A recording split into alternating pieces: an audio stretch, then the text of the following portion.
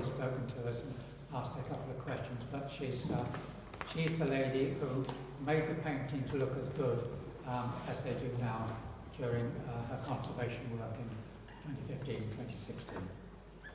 Madeline.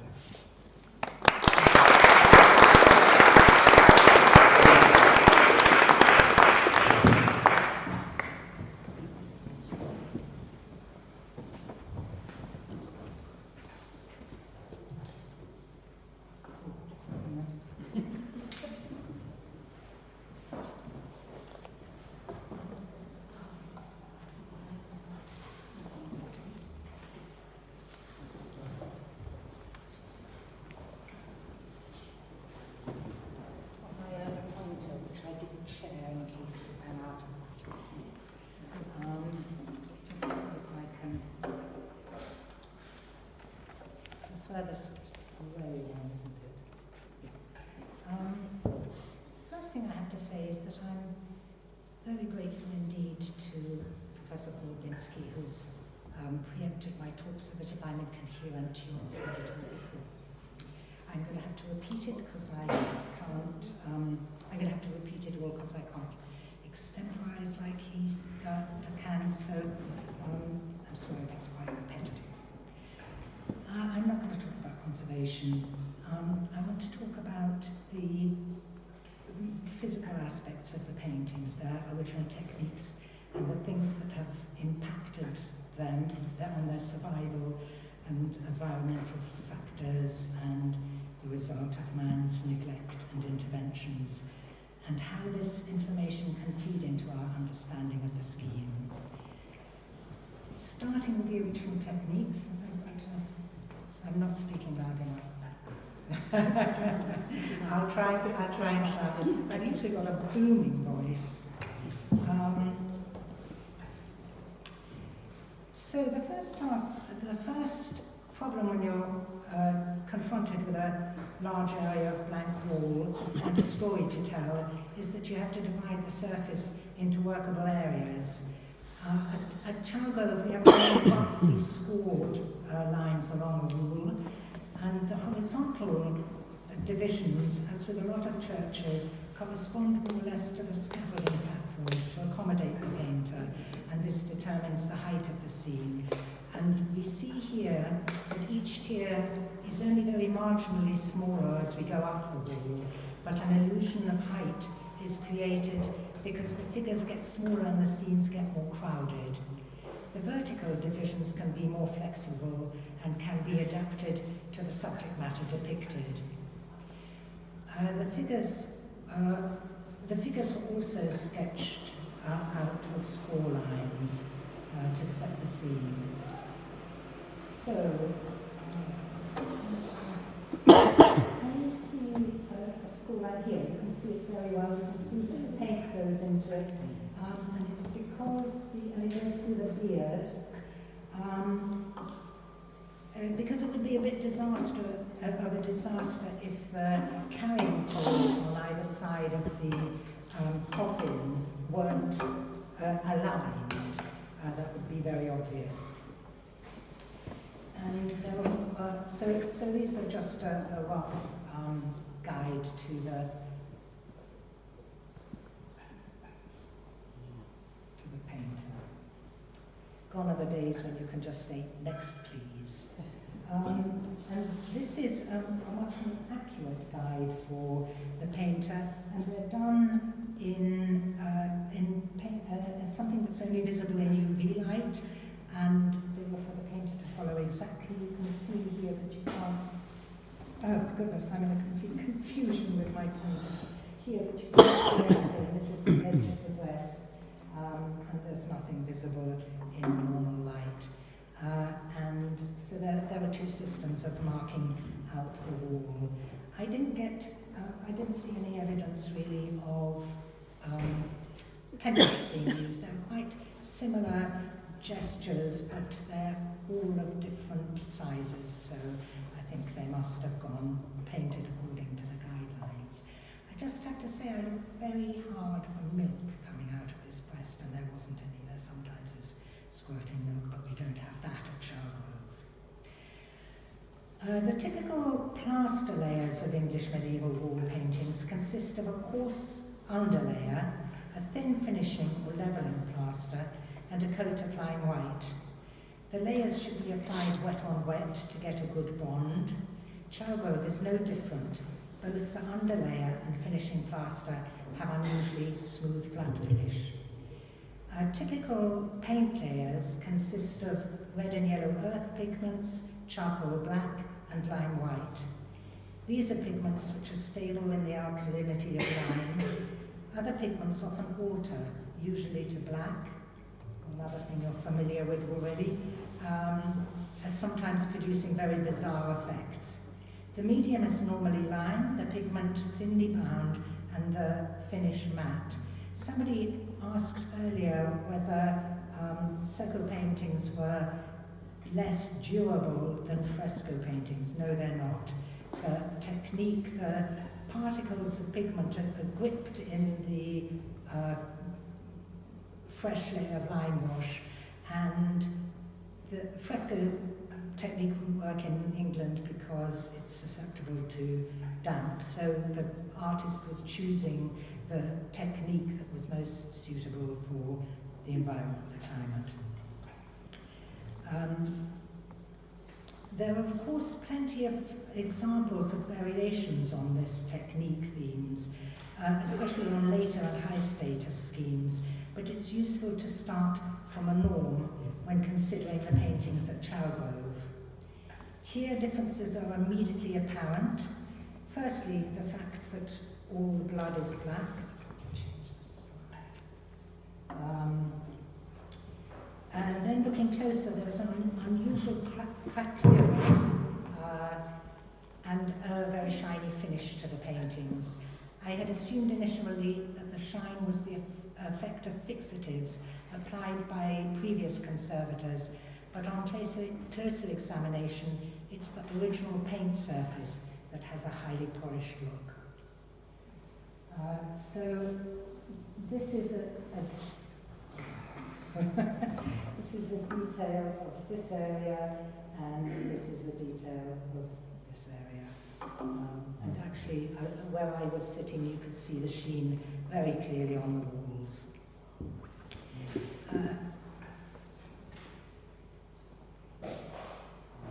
Analysis confirmed that there are departures from the norm. Cross-sections show a lead undercoat, pigments embedded in a rich medium, and a final smooth coating brushed over the whole surface, giving it this pronounced sheen. These are cross-sections, and they're always very difficult to interpret. A very interesting and unusual thing is I think you can see it better in this one, that there's that sort of plaster, leather white paintings, varnish layer on top. Completely different from your standard English way of painting. The fact that the medium is so rich means that the pigments are embedded in glue, each particle coated and isolated, avoiding contamination with the lead. The medieval artists' profound knowledge and expert handling of their materials never ceases to amaze me. They knew exactly how to create something stable and long-lasting. I'll return to the question of the blackened lead in a moment.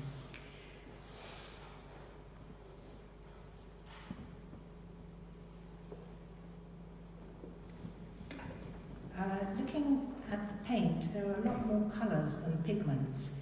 Pigment analysis confirmed the use of a traditional palette of red, yellow, black, but with an admix of lead white. At Chalgrove, these pigments are combined in different ways to create a wider range of colours. The effect of blue is achieved by mixing only black and white. The blood, once very bright red, was achieved with lead white and earth red. On many of the robes, black and red are used together to make purple, and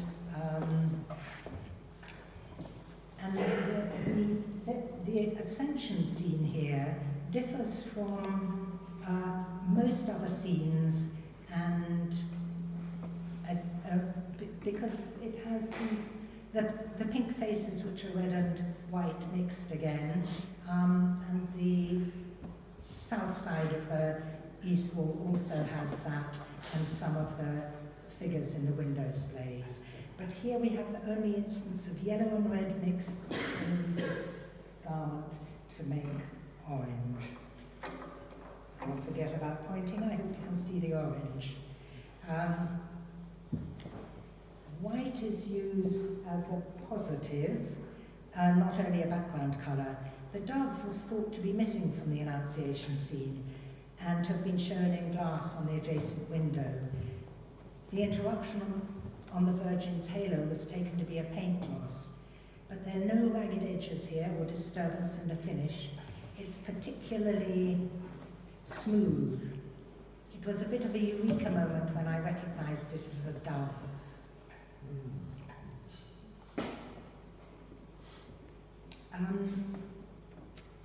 So these are two more examples of white being used positive, and I think it must be more lead heavy because it's always very shiny, and you can see that the nimbus stands out against the background. And the angel Gabriel sliding down the edge of the arch is a trumping angel, and you can see the vestiges of this trump that come across the fingers of this hand. Those are the score lines, and so we've got evidence of the trumpet in the difference of the white colour.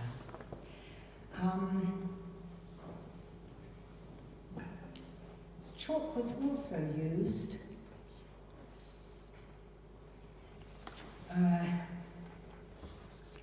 chalk was also used to give body to the paint and lend three-dimensionality to make important details stand out. You can see the cross on the girdle in thick impasto. It's the only cross that survives very thickly, and we're lucky to see what it would have originally looked like from this one example. The rich medium allows for other unusual effects that it would be impossible to give with, to have with a standard wall paintings technique. It gives an extraordinary fluidity to the brush strokes. It was also used as a translucent colour, not achievable with traditional wall paintings techniques. We can see this on Anna's wimple in the presentation at the temple, on the costume of the figure from the crucifixion, and on the mottled skin of the dead baby. So you can see that this colour, is different from the rest of the wimple. You've got the other half of this figure that you can't really see when you're looking at the wall, because this translucent colour is quite wasted and not very clear. And there's a very mottled, sallow skin on the baby that also needs that medium to achieve. I was not sure exactly how untypical these techniques were for their date. Dr. Catherine Hassel carried out most of the analysis and has been looking at samples from English medieval wall paintings for decades. She was also struck by the unusual features of these paintings. The very accurately executed thin level of finishing plaster, the presence of a lead undercoat, the very high quality of the pigments, which have very regular small white particles, the finishing glaze, which acts like a varnish. The painters must have been highly professional and the materials the very best quality. I'd be interested to know if any of my colleagues here can contribute anything to this. So turning to the events that affect the stability of the paintings, it's always satisfactory when the documentary evidence of 700 years ago corresponds with the material evidence. Now this is a clear case of it being a mistake to gather experts from various fields together because they debunk existing myths. The Child History Society thought there might be a gap in the building and the addition of, and the decoration of the chancel. And interestingly, on the samples taken, there's a layer of carbonation formed on the surface of the plaster, so it must have been quite dry when it was prepared for the paintings. And as I've said, that's a good painter would always have gone quite quickly afterwards while the underlayers are still wet and you get a good bond. And that layer of carbonation is very unusual to find. I've just got one of these horrible slides that you see masses of if you're talking about conservation, crumbling plaster. And so it's just to show the detachment of the lime wash layer. You can see, no, you can't, but it's how much is coming away. This is a big pile of and interestingly, where there are hairline cracks in the plaster and the carbonation has crystallized in them, you get the lime wash layer loss running along the shape of the destruction to the plaster below. Early building works, including the addition of the north aisle and the low window, will have inevitably caused structural damage to the chancel wall. The walls have moved outwards. There's have I missed a slide? Hang on a minute. No.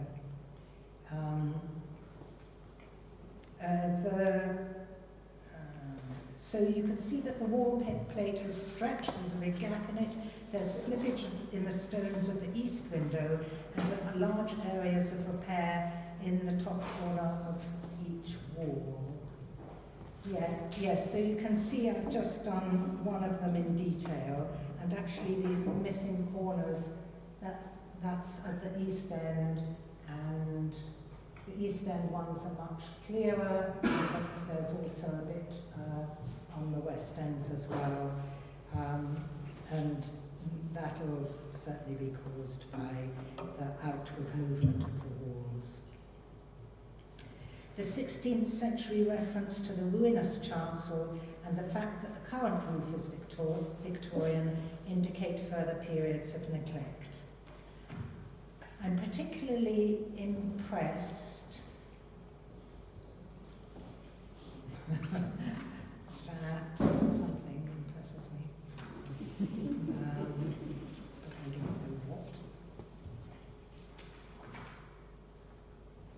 Oh yes, I'm impressed by the survival of the wooden wall plate in spite of the fact that there's been so much disruption to the walls. In spite of the fact that they were damaged and stylistically outdated, the paintings remained visible for 200 years. It's interesting to consider how, from 1300 to the beginning of the Reformation, the way they were regarded and used for devotion and worship will have changed. Covering lime wash was applied in the Reformation and served to protect wall paintings. Unlike all other imagery which could be removed and destroyed by the iconoclasts, they remained in situ hidden, vulnerable only to unwitting installations of monuments. But there may be other detrimental effect at Chalgrove.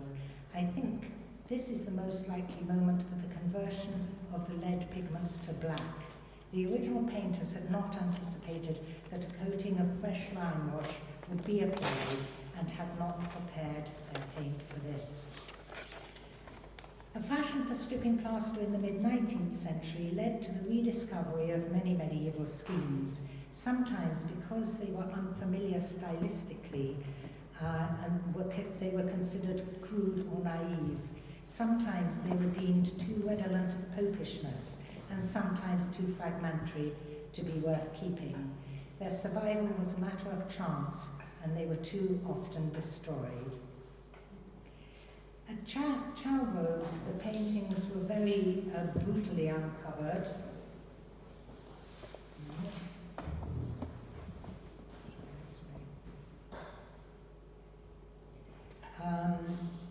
Causing much damage. In some places, where the smooth original finish survives, the lime wash must have come away easily, leaving a pristine surface. Elsewhere, historic damage would have been revealed. We are very lucky that the Reverend Lawrence, who oversaw the work here, took an antiquarian interest in preserving the scheme in spite of its stylized, popish and damaged appearance. When first revealed, this would have been one of the most extensive and complete and high-quality set of wall paintings in England. No doubt there have been other contenders which have emerged since then. It is unfortunate that Reverend Lawrence's daughter's tracings are lost. I should just mention that the word tracing was not necessarily used as we understand it now, but simply describes drawings that follow the original without reconstruction. We do not know if any repainting or repairs were done at this time. None were recorded.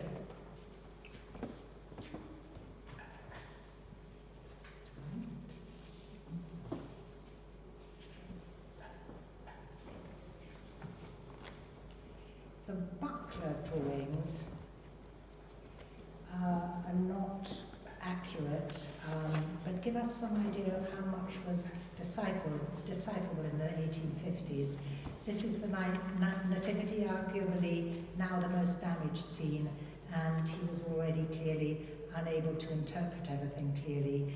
The damage here is not due to the brutal uncovering. It has all the characteristics of damp decay accumulated over time, maybe from before the paintings were covered over in the Reformation. The 20th century history is typical of the vast majority of English wall paintings.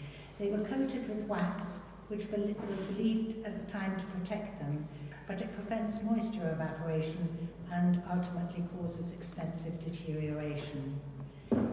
There have been several successful sessions of wax removal from the 1960s to the 1990s. So in conclusion, these walls have a complicated and dramatic history of damage and decay. They have been roughly repaired many times. There were losses and coarse plaster patches that disrupt the legibility of the paintings. There are mismatching repaintings that distort the images. Looking at the different plaster repairs and styles of retouching, there seem to have been more interventions than we have records for. What we see now is a much diminished version of the original. That's one way of looking at it. And I return to the skill of the original craftsmen who created something that has endured such a checkered history. We can extrapolate now from the areas that have survived well to reconstruct those that have disappeared. The coffin cloth is the only part of the paintings where the detail would not have been fully appreciable from the ground. We can now capture all the details in photographs, drawings and reconstructions. We have better lighting and new scholarship to aid our seeing and our understanding. And most extraordinary of all, after 700 years, the paintings are still used for their original purpose, somewhat changed, but an important role in the life of an English parish church. That ends the talk, but I have not handed in a little slip. I just want to raise with the slides some questions. I'm just throwing out some questions. I can't read this scene very well. There's the villain who's trying to overturn the Mary's bier has this funny yellow thing below him, possibly trousers, but I'm not quite sure. I don't know if anybody has a suggestion for that.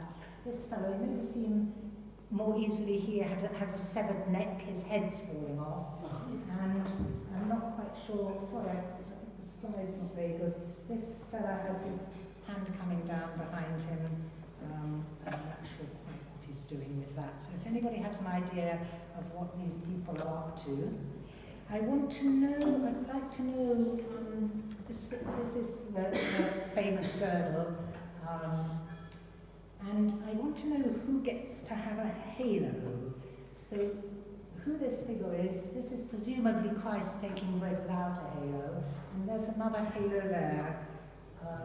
I don't know what the answer to that is. I wondered if nobody's talked about the possible reliquary actors here. I wonder if they were a later addition because the masonry altars, I'm sorry, they're not very good slides.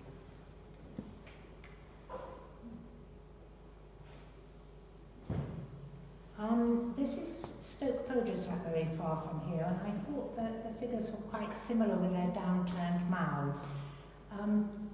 One of the stylistic ways in which this isn't similar to Chalgove is that the eyes have pupils, and that's a sort of hallmark of a painter, really. And so maybe it's not a painter, the same painter. I'm just showing this slide because this is more traditional, using more traditional English techniques. It's at Little Witchingham in Norfolk, and I just wanted to make the point that you don't need gloss to make extremely impressive paintings. The most English wall paintings that were matte, through their design and through their rich colour, these very simple earth colours, were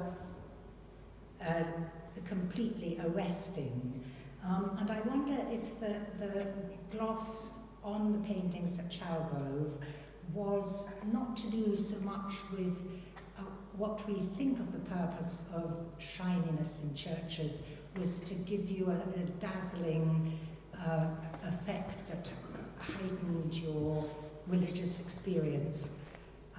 But there must be an element at Chalgove of ostentatious giving for a status, as a status to pay for more expensive techniques, and to make the images of the paintings more emphasized. So shininess